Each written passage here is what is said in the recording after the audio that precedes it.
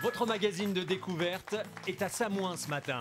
Si vous voulez prendre de la hauteur, vous tombez à pic. Vincent Ferniaud, ses chroniqueurs et ses invités sont déjà prêts pour vous proposer une balade au cœur des Alpes.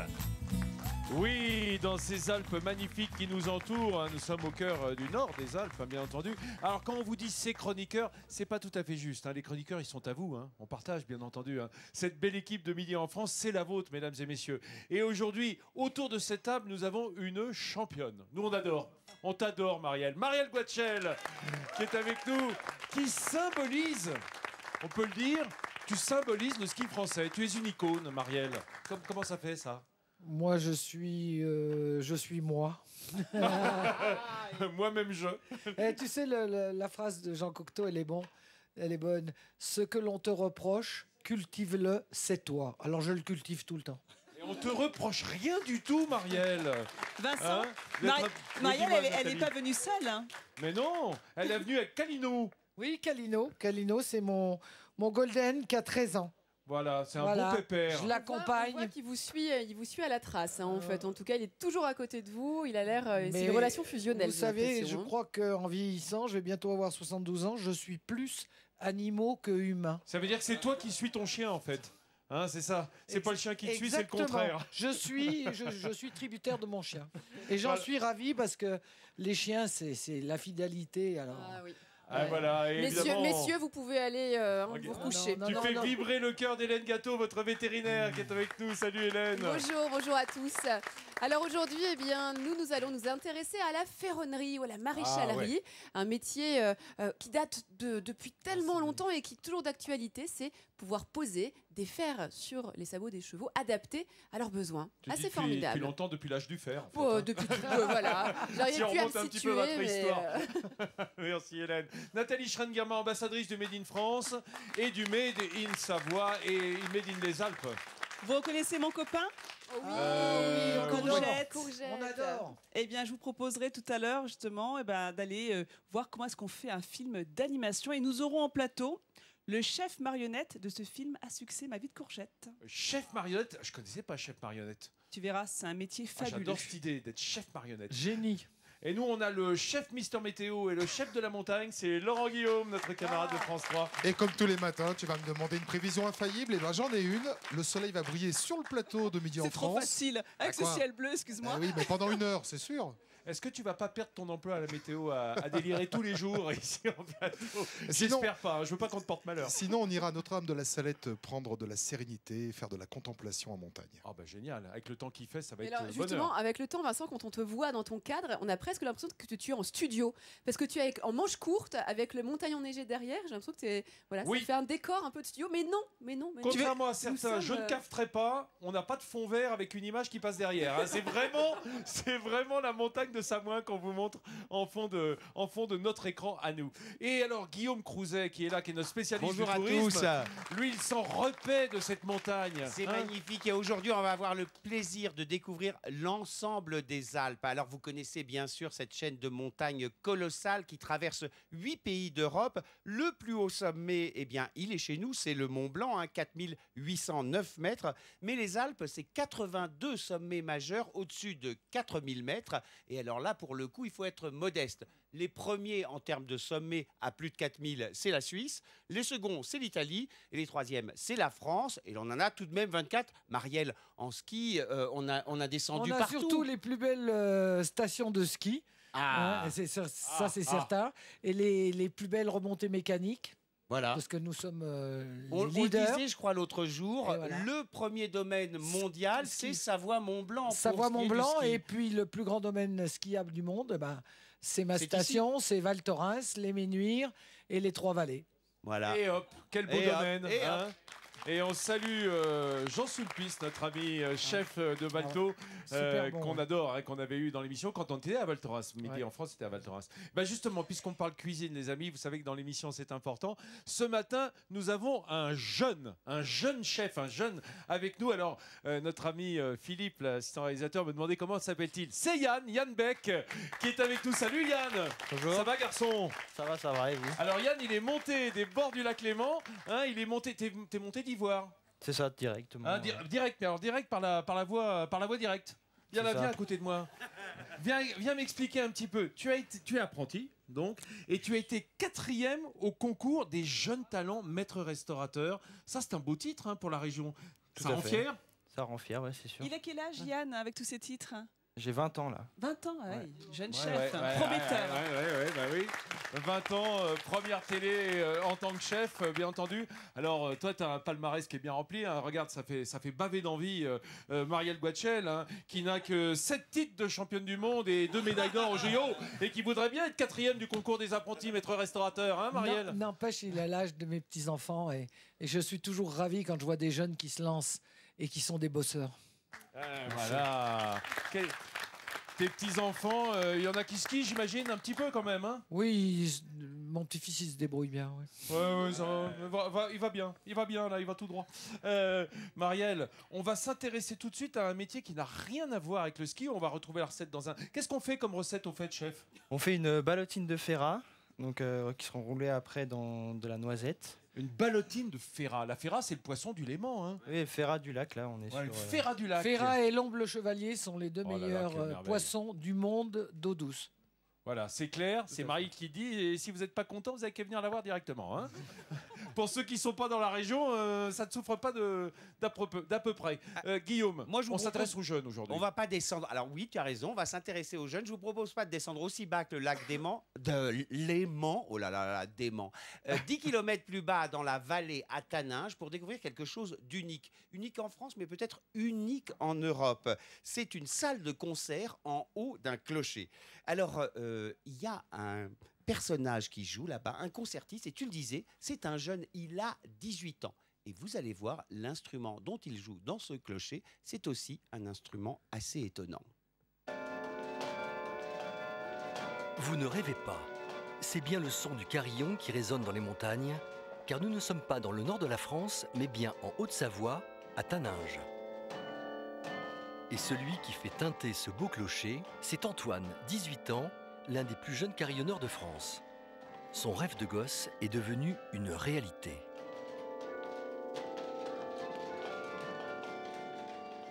Il y a quelque chose, je dirais, une étincelle qui m'a jamais quitté. Au début, voilà, j'étais là, je m'asseyais, je regardais le carillonneur jouer. Je rêvais de m'asseoir sur ce banc-là, et maintenant, je peux m'asseoir sur ce banc et jouer comme je l'entends. Mais la chance d'Antoine, c'est de pouvoir jouer devant un public, car le haut de ce clocher est en réalité une salle de concert, un lieu unique en Europe. Antoine est donc l'un des rares carillonneurs concertistes.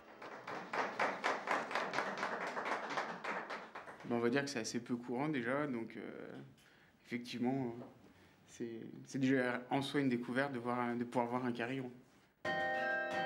Et même lorsque la salle est vide, Antoine sait qu'il joue toujours pour quelqu'un. D'ailleurs, il prend son rôle à cœur et sait adapter son répertoire lorsque les circonstances l'exigent.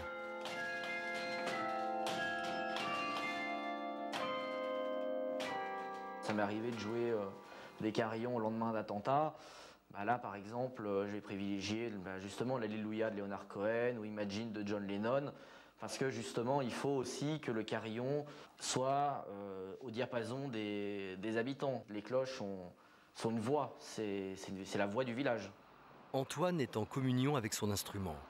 Alors régulièrement, il monte inspecter les cloches de son carillon et à chaque fois, c'est pour lui comme une petite procession.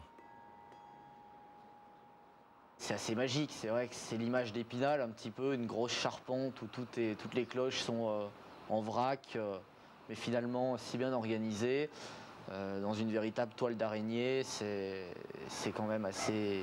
C'est un sentiment assez inexplicable. Mais l'auditrice la plus fidèle d'Antoine, c'est sans aucun doute sa grand-mère qui habite le village. Il lui suffit d'ouvrir les fenêtres de chez elle pour entendre jouer son petit-fils.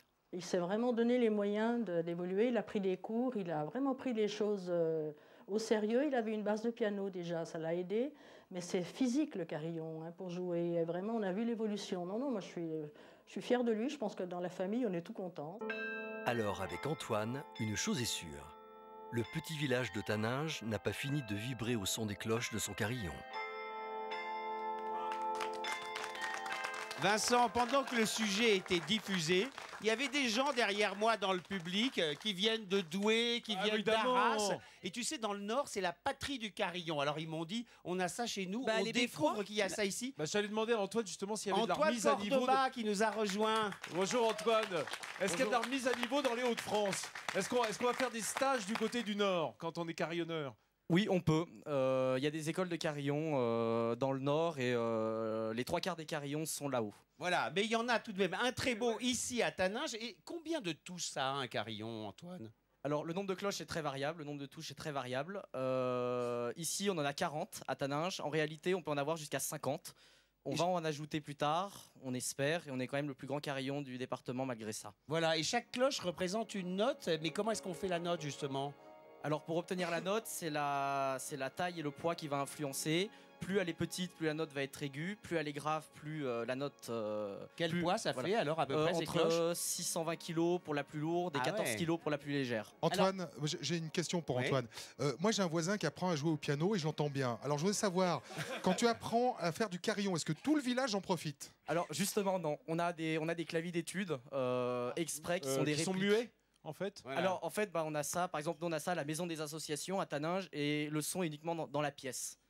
Alors, la bonne question aussi, on voudrait savoir quand on peut venir vous écouter, Antoine. Quand est-ce que vous jouez? Alors, c'est surtout l'été où le carillon est ouvert Le marché, pour des non, visites. notamment aussi, les jours les du jours marché, comme dans le Nord. le jeudi matin.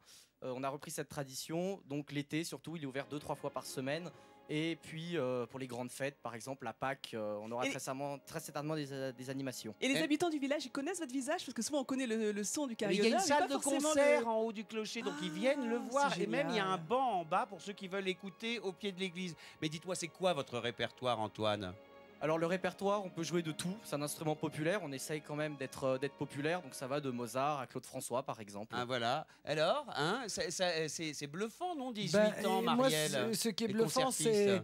c'est ce garçon parce que il est passionné. Ouais. Et rien de grand dans le monde ne s'est accompli sans passion. Et c'est merveilleux. Et à Taninges, vous imaginez Taninges, tout petit village. Et nos amis du Nord que j'adore, c'est vrai qu'en haut des Beffrois, on les entend, les carillonneurs. Hein. Et moi, je suis tellement fier qu'ils soient savoyards et que ce soit ici. Ça je se voit, t'adore. hein, qu'il est Voilà, je t'adore. savoyard. Il apporte sa croix, hein. Enfin, si je peux dire. Sa croix de Savoie, c'est ce que je voulais dire, bien entendu. Ah, Marielle, bah, évidemment, cette... Oui, mais Alors- au micro, s'il te plaît, Marielle. Tu nous disais? Oui, toi, tu la portes, cette croix de Mais Savoie. c'est une croix de Savoie, certes.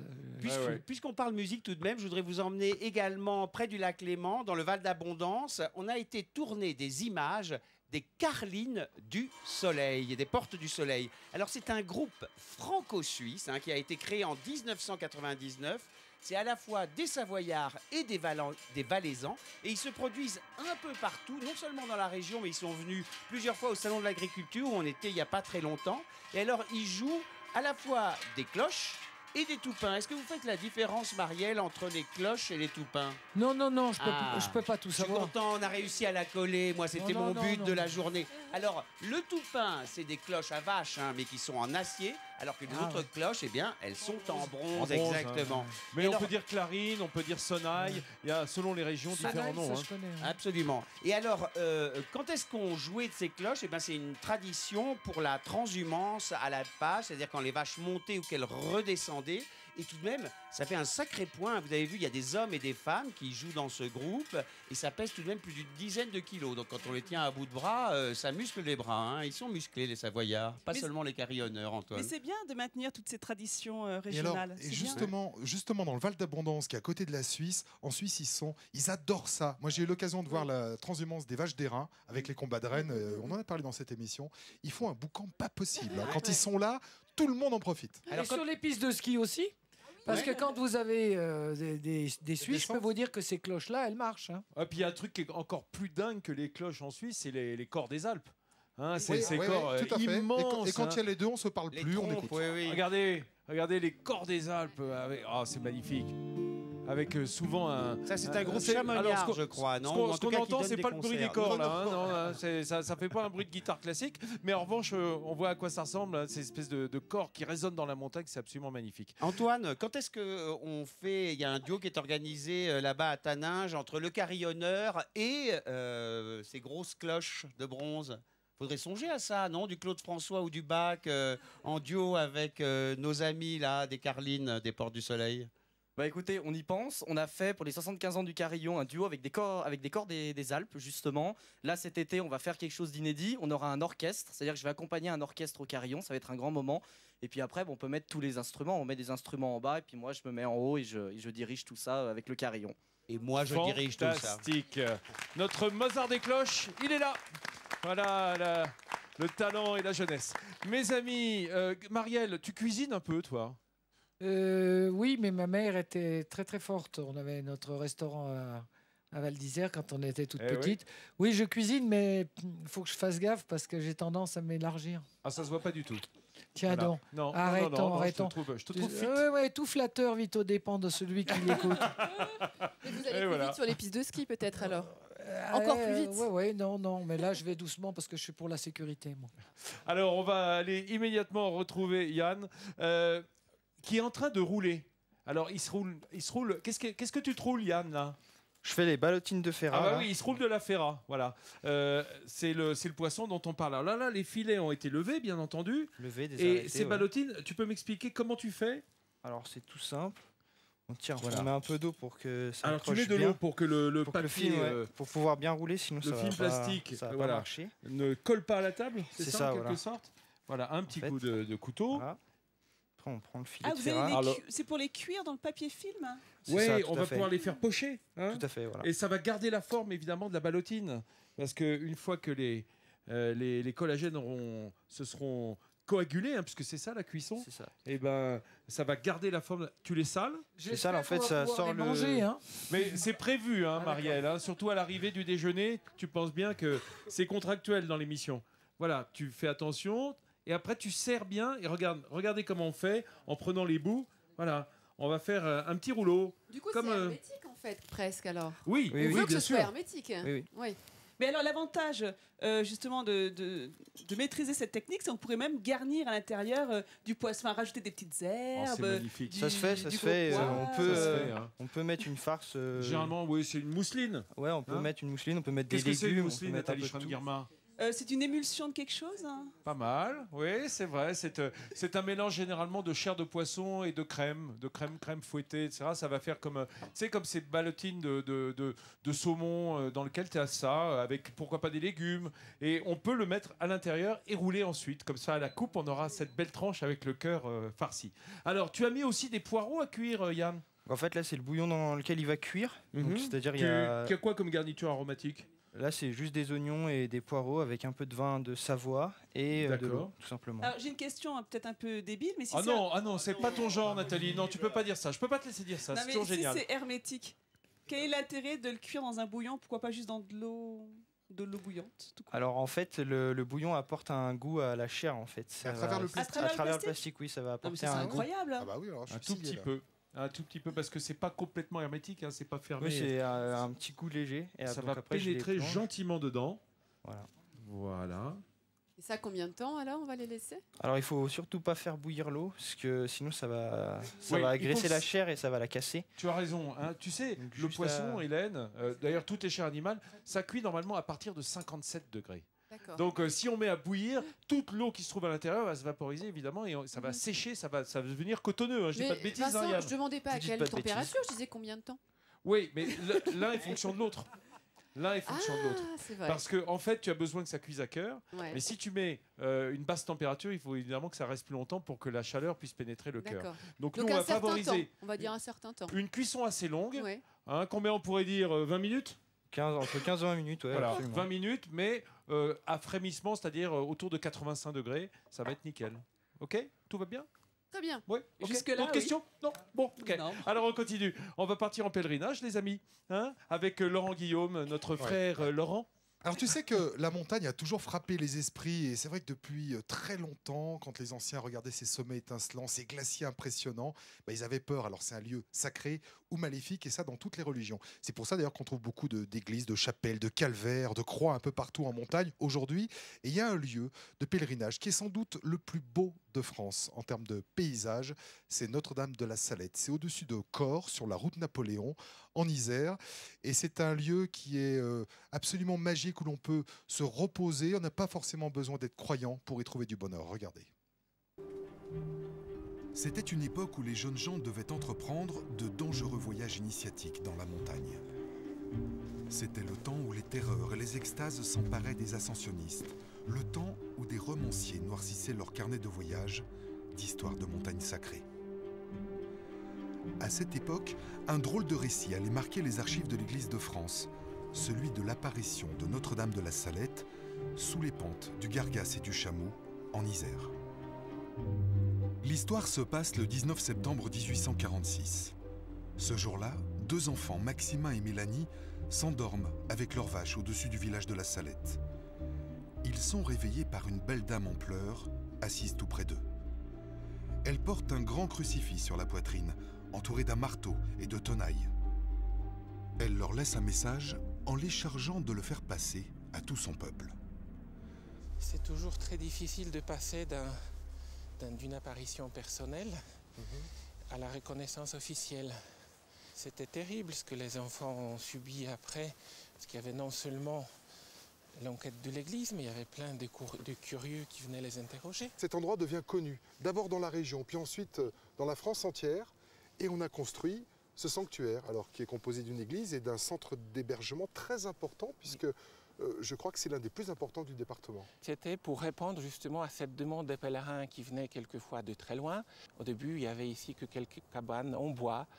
Aussi, il y avait des prêtres qui sont venus ici de Grenoble, envoyés par l'évêque pour accueillir les premiers pèlerins.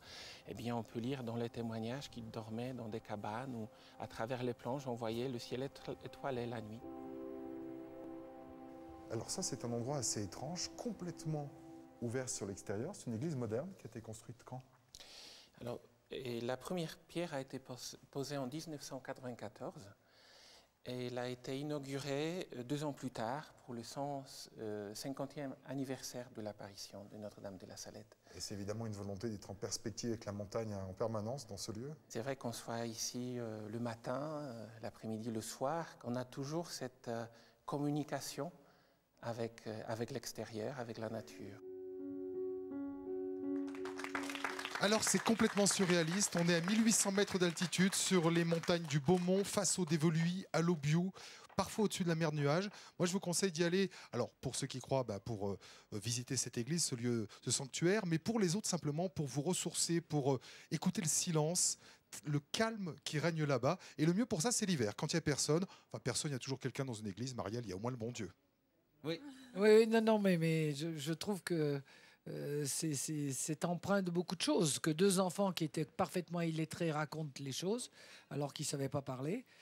Non, mais moi j'ai la foi, je suis croyante, même si j'aime bien les églises quand elles sont vides, j'y vais. Je racontais à notre copine vétérinaire que quand on va dans une église, si on enlève ses chaussures et on va dans le cœur de l'église, eh ben on s'imprègne parce que ça a été calculé pour que toutes les forces telluriques et tout ce qui peut amener de positif le soit. Et si on peut aller à Notre-Dame, mais là c'est pas possible parce que là on vous l'interdit. Mais quand on ressort, eh ben on est vraiment, on est à part. Moi de toute façon je crois. Donc, alors le patrimoine religieux, vous le connaissez bien. On a justement voulu vous montrer quelques images d'églises que vous connaissez et que vous aimez. La première d'entre elles, elle est à Thonon-les-Bains. C'est cette double église assez étonnante, basilique d'un côté, Saint-François de Sales, qui a été construit au 19e siècle. Et si vous regardez sur ces images de façon assez étonnante à gauche, eh bien on voit l'église imbriquée qui est l'église Saint-Hippolyte du 14e siècle. En fait, ils ont voulu construire la basilique au 19e, ils ont eu en projet de raser l'église du 14e, et bien finalement les habitants ont réussi à la conserver. Et puis moi je voulais vous montrer, Marielle, autre chose à Chamonix, qui est un endroit que vous connaissez bien. Je crois me souvenir que votre première médaille d'or c'était à 16 ans à Chamonix. C'est l'église Saint-Michel du 18e, d'une extrême simplicité à l'extérieur. Et la décoration à l'intérieur, eh bien, c'est typique du baroque savoyard avec ses décors peints fabuleux. Et alors là, regardez, le drone avance tranquillement vers ce clocher à bulbe. On en voit pas mal ici en Savoie. En Haute-Savoie. En Haute-Savoie, voilà, vous avez raison. Il était en fer-blanc à l'origine. Il a ensuite été en cuivre. Et aujourd'hui, eh bien, ce clocher, il est en quoi, ce bulbe? En écaille de titane. Vous voyez comment le 18e se mêle à la plus grande modernité. Voilà, les chemins du baroque, c'est merveilleux. On peut rentrer partout. Oui, oui, Saint-Martin de Belleville, l'histoire de Saint-Martin qui est mort vers la la vallée des liste Encombres. est longue et il faut aller visiter ces 80 chapelles. Moi, je trouve que églises. c'est exactement comme on visite des châteaux, comme on visite tout. En plus, si vous avez la foi, c'est encore mieux, mais ça n'a pas d'importance. Exactement. Les La beauté églises de ces sont faites, décors. elles sont belles, elles sont bien placées et elles sont notre mémoire et notre histoire. Et Oui. j'y tiens. Et même si on n'est pas sensible au patrimoine religieux, on est sensible au patrimoine historique et culturel. Magnifique. Bien entendu. Merci Marielle Guatchel, dont les jeunes se disent peut-être, mais je connais ce visage, mais évidemment, mais qui est-ce exactement? Alors, je vais tout de suite vous calmer, c'est juste le plus beau palmarès du ski féminin alpin français, voilà, hein. De 62 à 68, 7 médailles de championne du monde, hein, à commencer par un combiné à 16 ans, médaille de championne du monde, et puis ensuite 2 médailles olympiques. Voilà, ça calme, ça y est? Bon, ça va? Ok, voilà. Merci. Les amis, on va retourner à la cuisine et on lui souhaite un palmarès aussi rempli que celui de Marielle Guatchel au cours de sa vie de chef. Yann, au boulot, tu pelles l'asperge. Absolument. Donc, Oui. je fais moitié pelé et moitié... Moitié pelé, moitié non pelé. C'est ça, pour garder la présentation pour que ça soit Eh joli. oui, parce qu'on a la pointe de l'asperge, évidemment. Hein. La pointe de l'asperge, c'est important, ce petit bourgeon. On est au printemps, là, ça y est. Donc, les asperges montent le bout de leur nez. Vincent, et c'est pour ça qu'elles excuse-moi, est-ce verdissent. qu'on pourrait récupérer les épluchures pour faire quelque chose, une soupe, un truc après ou c'est... Bah oui, parce qu'on ne savait pas comment te nourrir demain. Donc, voilà, tu viens de nous donner l'idée. Oui, bah oui, Ça oui. nous arrange un petit peu. Hein, on lui garde les épluchures. Hein. Oui, Pas de souci. mettez-moi les C'est un vrai épluchures de cochon, il côté. mange tout, hein, Ah. tu sais.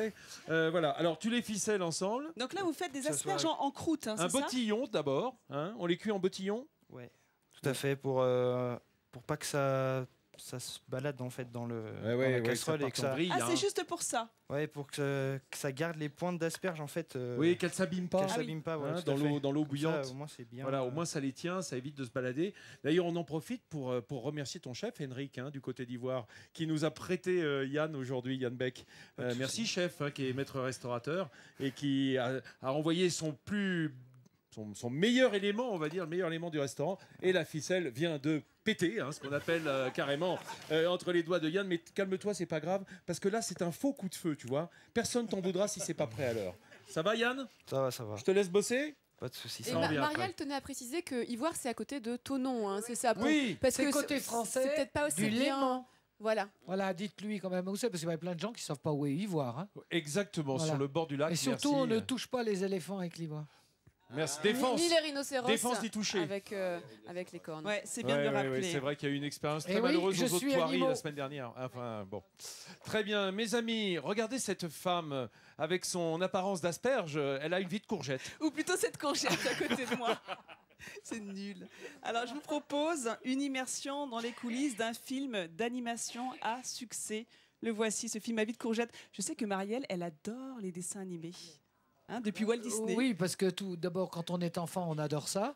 Et puis ensuite, je suis très fière. Je suis franchouillarde, je suis française. Et les studios Pixar et tout ce que l'on fait, on est les meilleurs du monde. On C'est est pas les pour rien que meilleurs les du Américains monde. nous achètent. Bien Vous savez, ils sûr. n'achètent que ce qu'il y a de mieux. Et voilà. ce film, il est 100% français. Il a eu un succès 100%. Non, il est franco-suisse, mais il a été entièrement réalisé en France. En France, oui. Et il a rassemblé près de 800 000 entrées en France, 120 000 en Suisse romande. Vous vous rendez compte? Près d'1 million de Et c'est pas fini. téléspectateurs. Et c'est pas fini. Et c'est pas fini, mais non, parce qu'il a une vie à l'étranger. Alors, petit rappel en image pour ceux qui n'ont pas encore vu Ma vie de courgette, avec la bande-annonce. Donc, c'est l'histoire d'un petit garçon très courageux, attendrissant, qui a été élevé par sa maman alcoolique et qui, après le décès de cette dernière, il va se retrouver placé en foyer avec d'autres jeunes malmenés par la vie comme lui. Et dans ce foyer, eh bien, il va découvrir le lien de l'amitié, l'échange, la camaraderie, le sentiment amoureux. C'est un film qui parle de la résilience, c'est un film qui rend hommage à tous ces enfants maltraités. Alors je vous rassure tout de suite, hein, c'est une happy end. Hein. Ce film, il est intimiste, il est poétique, il a bouleversé plusieurs festivals, hein, le festival d'Annecy ou d'Angoulême où il a été primé, il a reçu 2 Césars.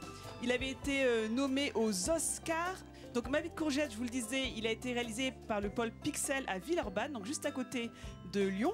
Et il a mobilisé une centaine de spécialistes de l'animation pour ces marionnettes. Et les décors, eux, sont en pâte à modeler.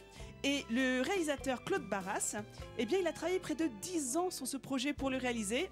Et moi, je vous propose donc de découvrir, comme je vous le disais, les coulisses de la fabrication de ce film d'animation grâce à Grégory Bossard, un des spécialistes des marionnettes en France. Et Claude Barras, le réalisateur du film, a fait appel à vous. Bonjour Grégory.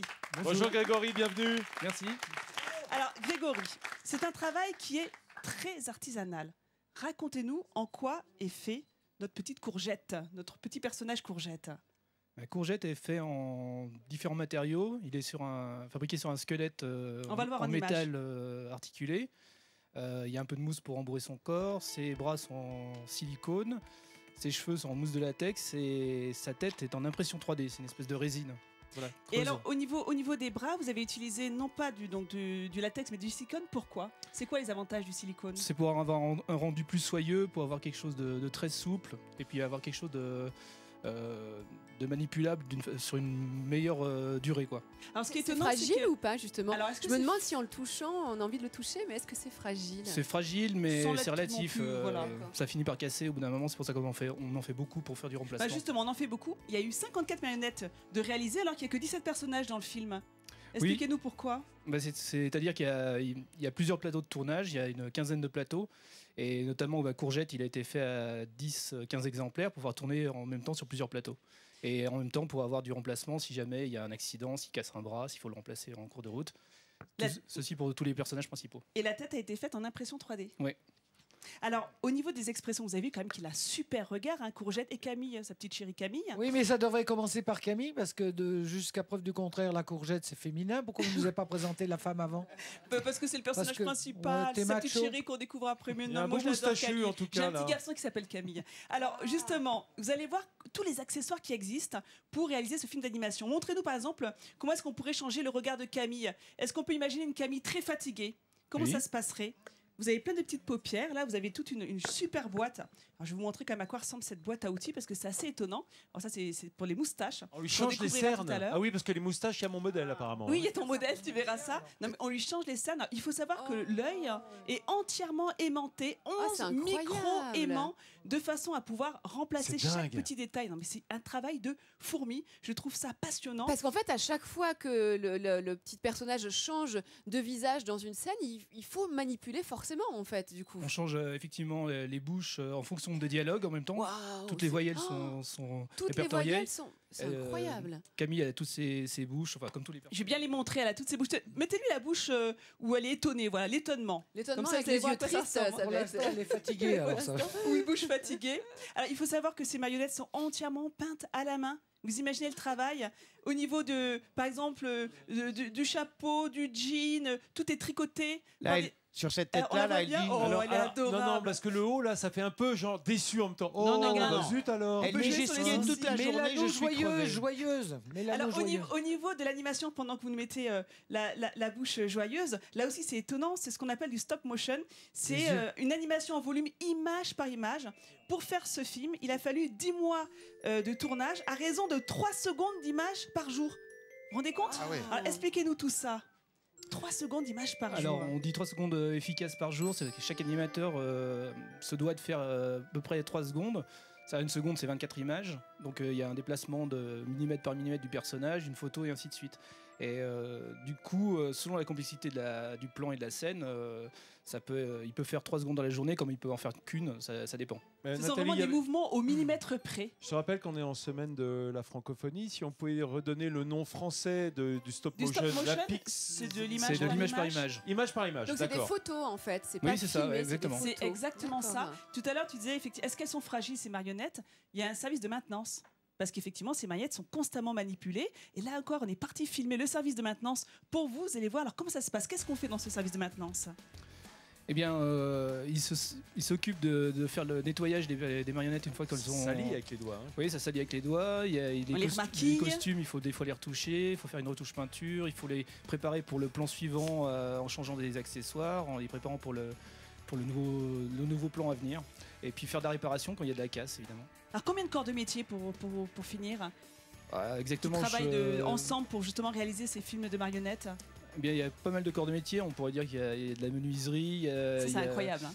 Des couturières, il y a effectivement des maquettistes, des gens qui travaillent dans le moulage et ainsi de suite. Ouais. En fait, comme dans un vrai film d'animation, il y a le réalisateur, il y a... Comme dans un film de fiction, oui, on pourrait dire que c'est plus ou moins le même panel de corps de métier. Ouais. Merci beaucoup Grégory d'être venu nous en parler. Merci Grégory, je tiens juste à passionnant. rappeler que c'est le premier film d'animation en volume, long métrage réalisé en France, Ma vie de courgette, et les droits ont été rachetés dans 25 pays.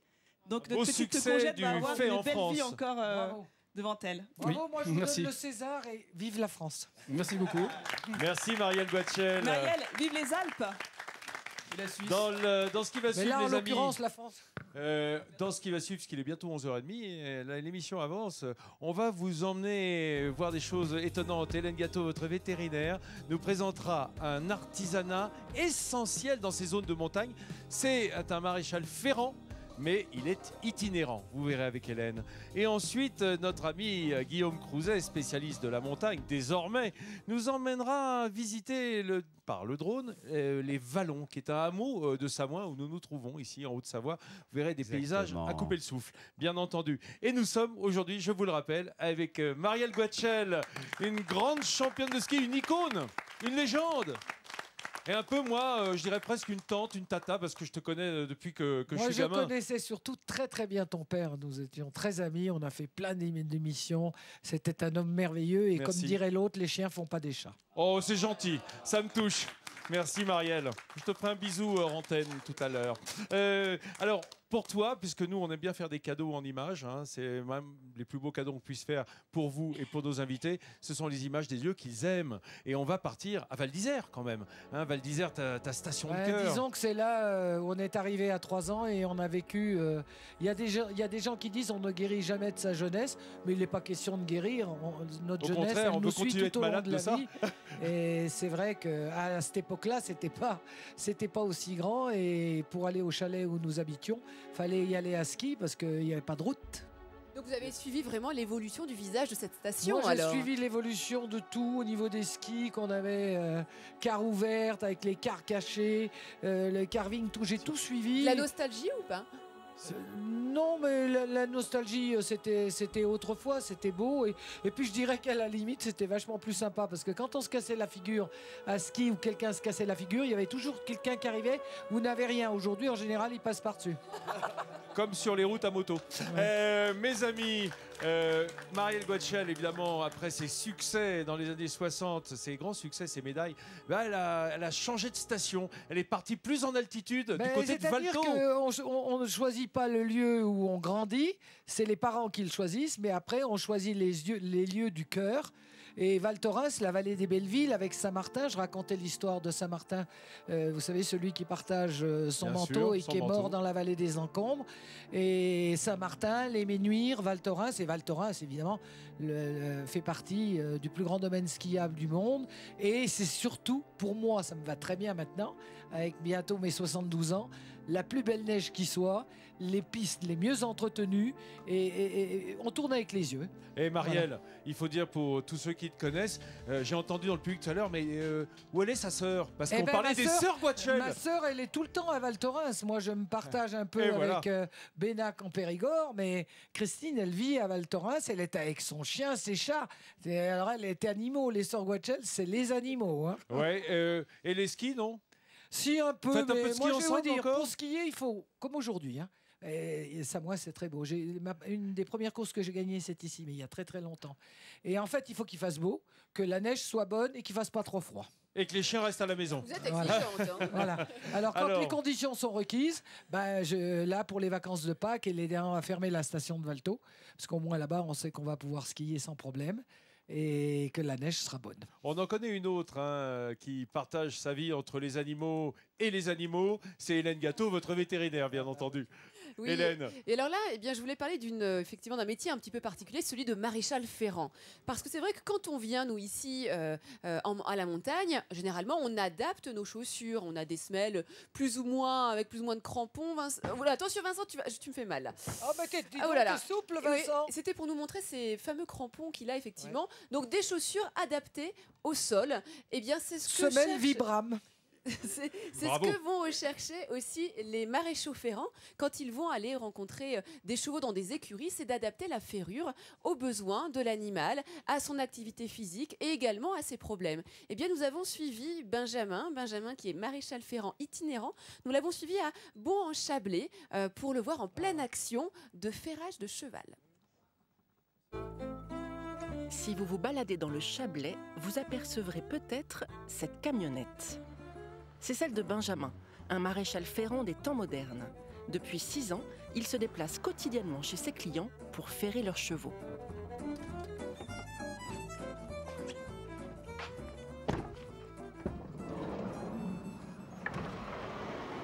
Salut. Salut Ben. Ça va? et toi? Ouais.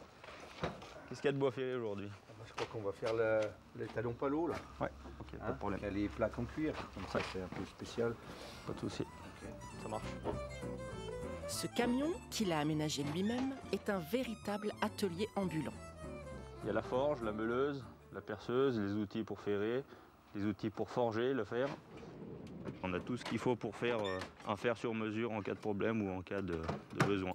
Grâce à cet aménagement ingénieux, Benjamin est prêt à intervenir directement chez les propriétaires, comme dans ce centre équestre spécialisé dans les disciplines d'équitation western. Alors là, on va mettre ces fers-là, c'est des fers de glisse, donc les fers tout plats, qui permettent au cheval de pouvoir slider. Vous voyez, ça fait comme un petit ski en fait. Donc là, je vais les mettre au feu. Ensuite, on démarre la forge. C'est une forge qui démarre au gaz. Il y en a pour 5-10 minutes de chauffe. Et après, on peut travailler le fer. Entré à l'école de maréchalerie à 16 ans et chef de sa propre entreprise depuis 2012, Benjamin s'occupe aujourd'hui de près de 400 chevaux. Et pour étendre son savoir, il continue de se former, comme dernièrement avec un Américain, pour mieux appréhender les disciplines western. Les chevaux évoluent, les concours évoluent, il y a beaucoup plus de performances tout le temps. Donc c'est très important de se remettre à la page et de se remettre en question. Donc là on est bon, vous voyez, les fers sont chauds. Donc là on va les sortir puis on va les ajuster. Grâce à son expérience, le maréchal ferrant ajuste les fers de mémoire, avant de les plonger dans l'eau froide pour ne pas abîmer les pieds des chevaux.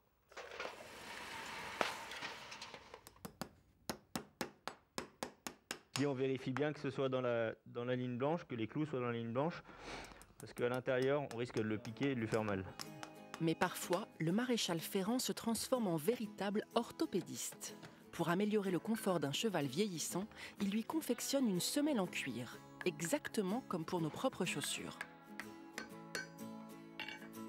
Il est assez sensible, donc on est obligé de lui apporter un peu de confort.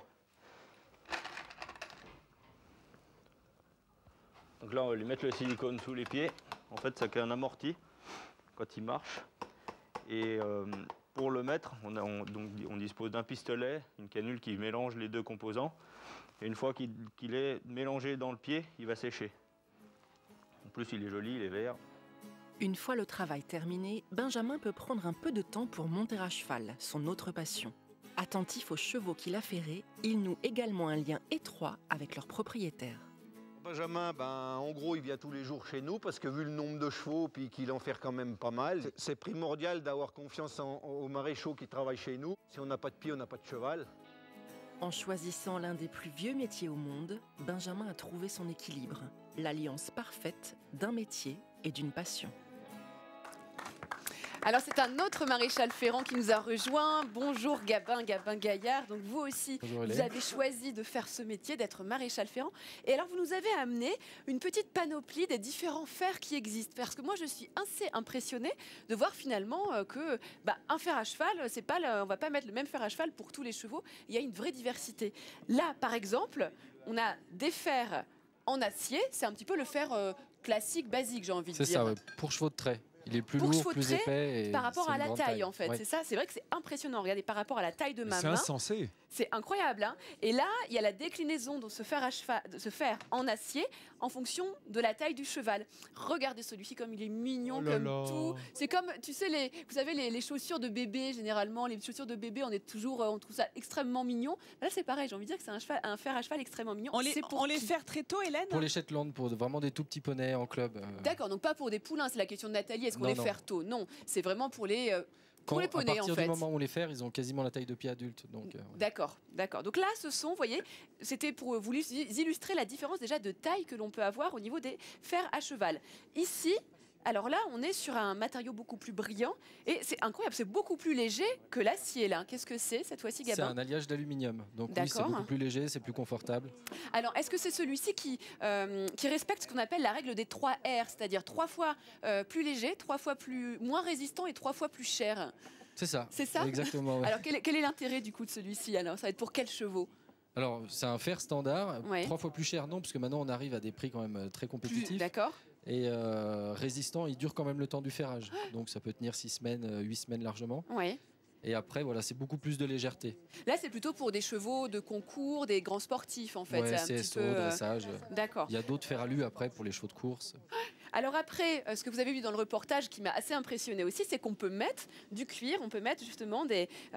comment on appelle ça du coup? Des Ça, semelles des hein, plaques, finalement. ouais. De- Des plaques de protection, des plaques. En plus du fer à cheval en Ouais, fait. entre le fer et le pied. Entre le fer et le pied Pour qui apporte... protéger le sabot, en fait. C'est pour Un meilleur protéger, confort, voilà, ouais. amorti et confort en fait. Ça, c'est assez incroyable. Et alors là, on est sur du plastique et du plastique rose. C'est quoi? C'est pour des défilés un peu particuliers? C'est pour la Gay Ouais, Pride bah, des du coup, chevaux. on La a- Gay Pride des chevaux, ouais, c'est ça.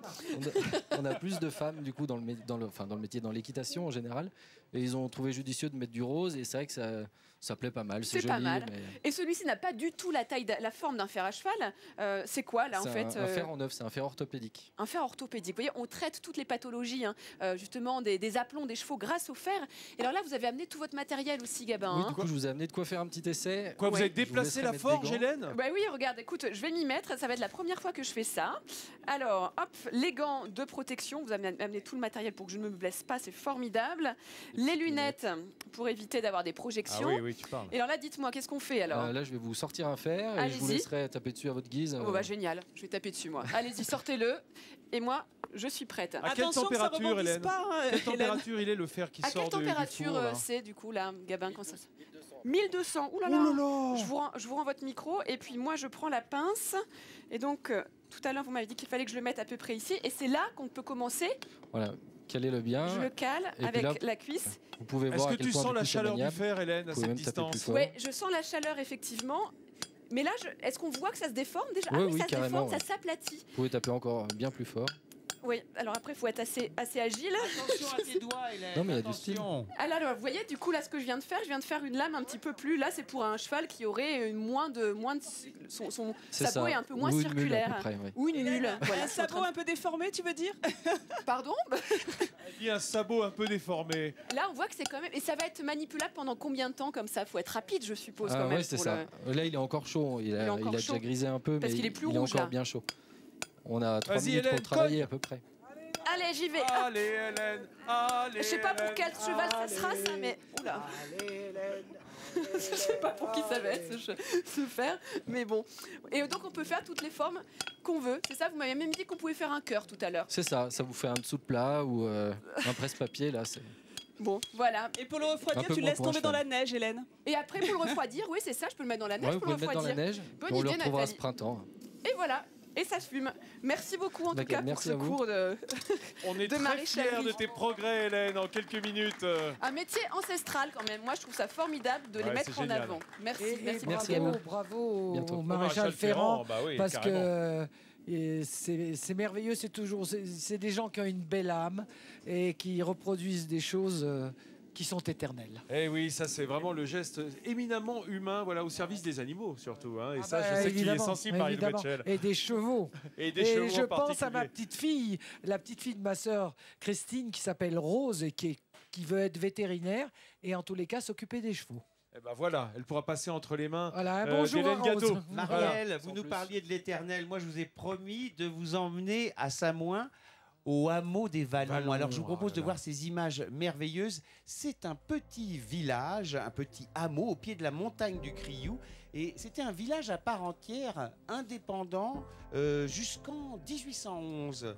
Et c'est une véritable machine à remonter le temps que d'aller dans ce petit hameau qui est à 1,5 km du centre de Samoin. Des petits mazots, des grosses fermes, des granges dans la plaine. Ici, on est un peu au bout du monde. On ne s'étonnerait pas de voir le maréchal Ferrand dans la seconde. Et alors, ce qu'il y a de bien, c'est qu'il y a des gîtes et des chambres d'hôtes à louer dans ce hameau. Il y a notamment une très jolie ferme du 18e qui peut accueillir 15 personnes.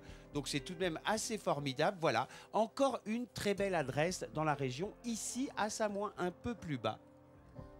Tu connaissais ce hameau, Marielle? Mais moi, je connais, mais je trouve que Savoie-Mont-Blanc, pour tous ceux qui nous regardent et qui se posent des questions pour leurs vacances, moi, vous savez, je ne suis pas sectaire. Bien sûr, je vais Val Thorens, mais je ne suis pas sectaire.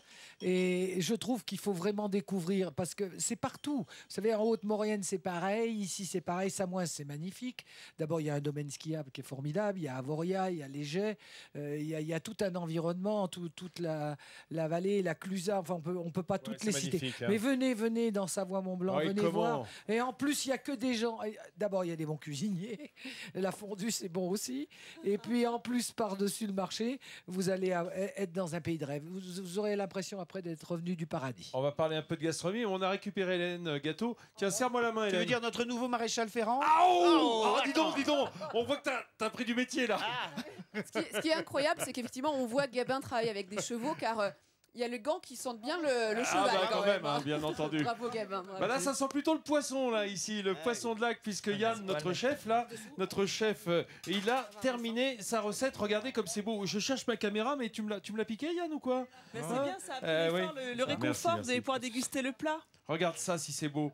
Hein, ce petite ballotine avec les noisettes concassées grillées Tout à autour, et puis cette petite mousseline. C'est pommes de terre et noisettes avec un peu de vin de Savoie juste. Il y en a pas beaucoup, hein. Dis donc, Marielle. Marielle dit, il n'y en a pas beaucoup. Partage ça, hein. Il y en a quand même assez pour une personne, non? Si, c'est vrai. Et tu sais que l'invité a toujours l'honneur, hein, donc c'est pour toi, Marielle. Moi, je suis ravi. Hein. Il manque un peu les petites asperges, vous savez, qui sont récoltées dans les champs. Les asperges sauvages. C'est un peu trop tôt, non, pour les ornithogales. Oui, mais en ce moment, on les récolte surtout en Corse. Ah, oui, on va pas la chercher là-bas. Nous, on fait du local. On est locavore. La Corse, c'est la France. Oui, voilà. En tout cas, faites attention parce qu'en ce moment, il y a pas mal d'asperges sur les étals dans les supermarchés. Et j'ai regardé l'autre jour une botte d'asperges, ça venait du Pérou. Quoi? Oui, j'ai trouvé ça franchement. Dis donc. Voilà. Donc ne nous laissons pas Quand tenter Midi par en des France ira asperges dans pour les Andes, l'instant, peut-être, mais pour l'instant, on est dans les Alpes. Alors on reste mais il sur faut dire aux gens d'acheter français, surtout d'acheter bio, mais du vrai bio. Et puis il faut arrêter de faire des économies sur la nourriture. Faites des économies sur les vêtements, sur n'importe quoi, mais ne faites pas d'économies sur la nourriture. Les vrais produits, les vrais fromages fermiers, pasteurisés, thermisés, mais c'est des malades. C'est plus du fromage. Alors, Marielle. il faut du vrai. Marielle, laisse l'amour de la cuisine rentrer en toi. Ouais, Goûte la ballotine de Ferrat. Ferrat, ce beau poisson des lacs alpins. Pendant ce temps-là, avec Yann, on va regarder le clip pour que tu nous réexpliques en quelques étapes comment tu as fait cette recette. Voilà, on démarre. Tu vois l'image? Ouais. Pas génial, hein, avec le soleil. Hein, mais avec bon. la ballotine. Donc en fait, là, il faut juste fileter donc enlever la peau et désarrêter le poisson. On le roule en ballotine. On sale avant et on roule dans. On le cuit dans un bouillon. On le cuit dans un bouillon sans ébullition. D'accord. Parce que c'est pas bon. Voilà. Après, on laisse cuire une 15-20 minutes. D'accord. On débarrasse.